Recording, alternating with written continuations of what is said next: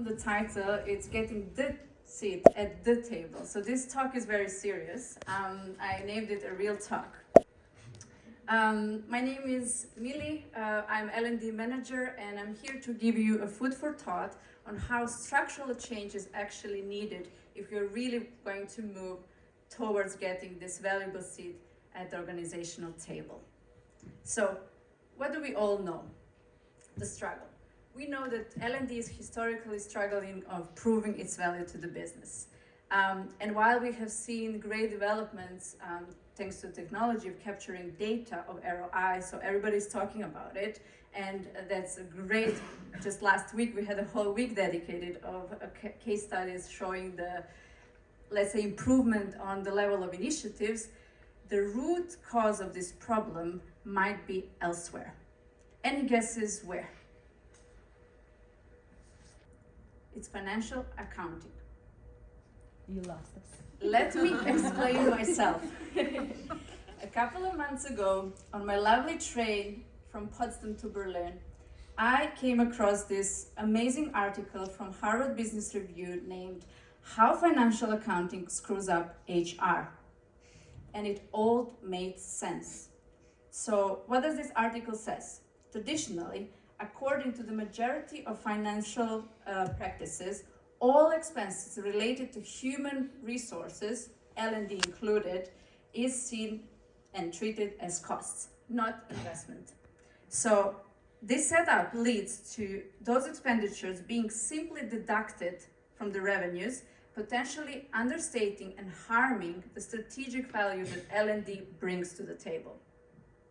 Put simply, from the organizational perspective, buying a new office chair or developing a learning initiative, a development, is seen the same. They are categorized as a cost. It's a type of a fixed cost, just a furnishing an office is.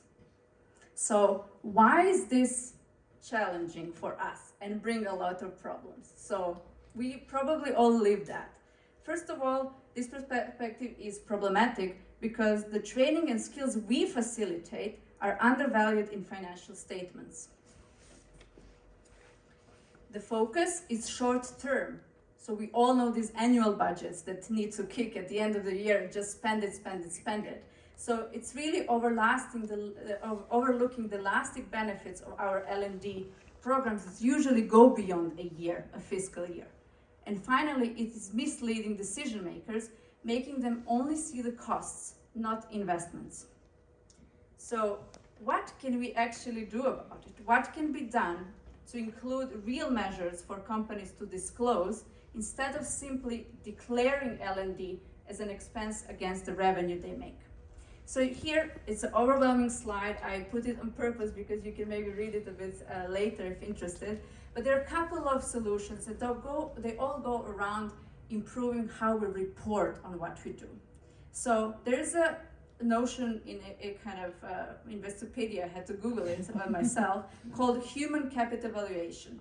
So this is really involving measuring the true worth of our people, of our processes and partnerships we have within the business.